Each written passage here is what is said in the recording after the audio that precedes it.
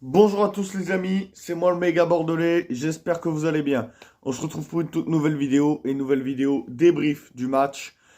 UBB, Stade Rochelet, victoire pour le premier match de Bordeaux-Bègles dans cette saison de Top 14 2025-2026 au Stade Chaban-Delmas. Allez, c'est parti. Tout d'abord, avant de commencer ce débrief, deux choses importantes à dire. Déjà, mention spéciale à tout le public de Chaban, parce que comme vous l'avez vu, euh, 18e guichet fermé au Stade Chaban-Delmas ce soir. Et aussi, j'apporte tout mon soutien à Salessi Rayassi, qui a été victime d'un chaos suite à un tête contre tête avec Chen Mousquès. Donc, tout mon soutien à Salessi Rayassi. Donc, maintenant, on va parler du match avec un Stade Rochelet qui nous a vraiment mis la tête sous l'eau tout le match. Et en première mi-temps, le score, il est de 6-3 pour l'UBB. Et c'est en deuxième mi-temps, sur un coup de pied rasant de Mathieu Jalibert, que Louis Bielbiarré, la fusée Bordeaux-Bègles, a bien suivi et ouvre le compteur d'essais de l'Union Bordeaux-Bègles cette saison. Et derrière, ça ne s'arrête pas là, parce que La Rochelle va aussi planter un essai avec très bon mouvement, fin de passe, essai de Jules Favre. Et là, on se met à douter. Là, on se met à douter. 13-8. Je vous avoue que j'étais pas très serein. Et on était clairement dans la sauce. Donc derrière, Mathieu Jalibert rajoute 3 points à nos Bordelot-Bègles. 100% d'ailleurs de réussite pour Mathieu Jalibert, en l'absence de Maxime Lucu. Ensuite, il y a eu, comment ça s'appelle il y a eu le deuxième essai de Pagerello. On ne sait pas trop ce qui s'est passé, mais coup de pied rasant de l'international italien qui récupère et qui va marquer le deuxième essai. Valentin Huto aurait pu marquer un troisième essai si Damien Penaud n'avait pas fait d'en avant.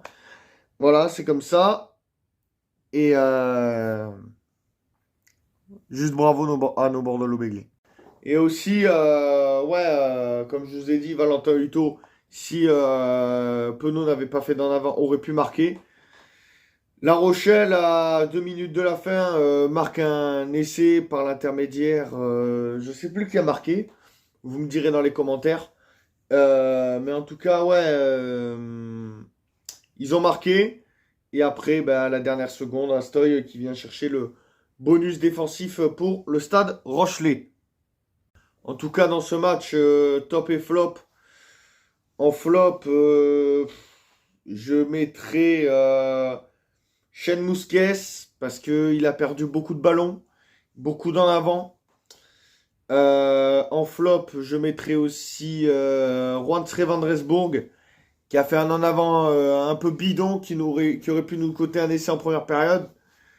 Et troisième flop, c'est un Rochelet cette fois-ci, c'est Nolan Le Garec. Le mec s'est pris des pénalités débiles, et tant mieux pour nous d'ailleurs.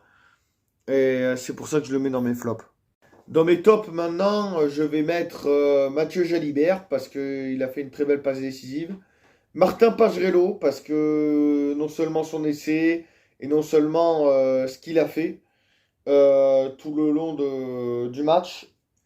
Et voilà.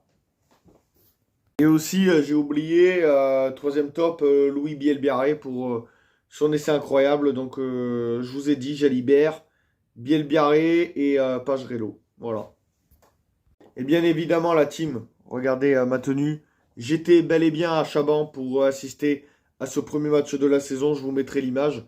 Même si c'est peut-être pas top, je vous mettrai quand même l'image pour vous montrer que j'étais à Chaban. Voilà. Donc, la team, j'espère que la vidéo vous aura plu. N'hésitez pas à liker, commenter, donner votre avis en commentaire. Sur ce, sur cette chaîne YouTube, on se retrouve pour l'avant-match de France-Afrique du Sud. Je le ferai demain matin parce que là, il commence à se faire tard, les gars. Donc, je le ferai demain matin. Sur ce, prenez soin de vous. C'était le méga. Allez l'UBB à la vie, à la mort, dans la victoire comme dans la défaite. Partout, on supportera notre équipe. Partout et toujours. Encore et toujours. Et prenez soin de vous. Et n'oubliez pas, vive la chocolatine. Vive le cannelé.